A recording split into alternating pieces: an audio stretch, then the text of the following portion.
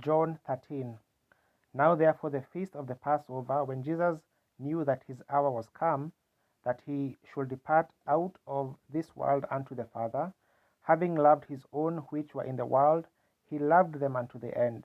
And supper being ended, the devil having now put into the heart of Judas Iscariot, Simon's son, to betray him, Jesus, knowing that the Father had given all things into his hands, and that he was come from God, and went to God, he riseth from supper, and laid aside his garments, and took a towel, and girded himself.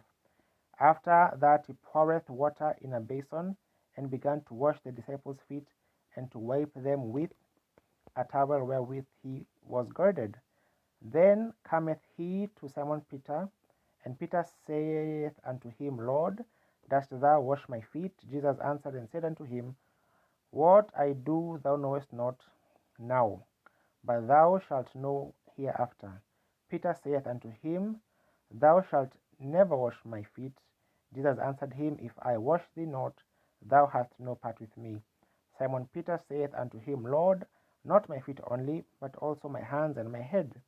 Jesus saith unto him, He that is washed needeth not save to wash his feet, but is clean every whit. And ye are clean, but not all. For he knew who should betray him. Therefore said he, Ye are not all clean. So after he had washed their feet, and had taken his garments, and was set down again, he said unto them, Know ye what I have done to you? Ye call me Master and Lord, and ye say, Well, for so I am. If I then, your Lord and Master, have washed your feet, ye also ought to wash one another's feet. For I have given you an example, that ye should do as I have done to you. Verily, verily, I say unto you, the servant is not greater than his Lord, neither he that is sent greater than he that sent him. If ye know these things, happy are they if ye do them. I speak not of all I know whom I have chosen, but that the scripture may be fulfilled, He that eateth bread with me hath lifted up his heel against me. Now I tell you before it come, that when it is come to pass, ye may believe that I am he. Verily, verily, I say unto you, he that receiveth whomsoever I send receiveth me, and he that receiveth me receiveth him that sent me.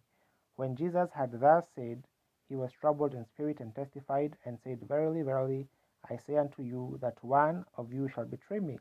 Then the disciples looked on one another, doubting of whom he spake.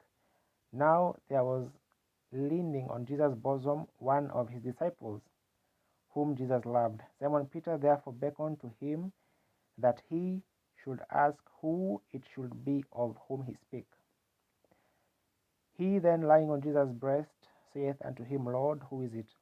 Jesus answered, Here he it is, to whom I shall give a sop when I have dipped it. And when he had dipped the sop, he gave it to Judas Iscariot, the son of Simon. And after the sop, Satan entered into him. Then said Jesus unto him, That thou doest, do quickly.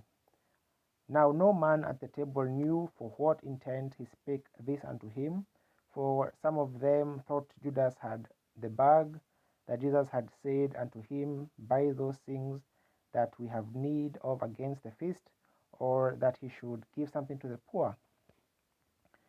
He then, having received the sop, went immediately out, and it was night. Therefore when he was gone out, Jesus said, Now is the Son of Man glorified, and God is glorified in him. If God be glorified in him, God shall also glorify him in himself, and shall straightway glorify him. Little children, yet a little while I am with you.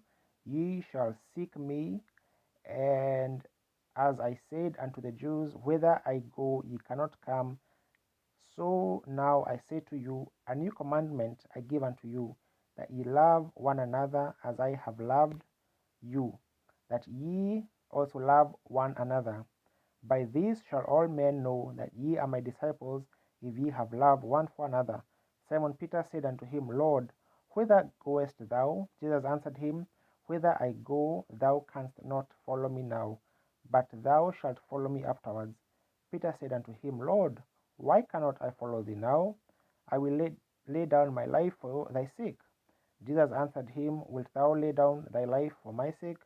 Verily, verily, I say unto thee, the cock shall not crow till thou hast denied me thrice.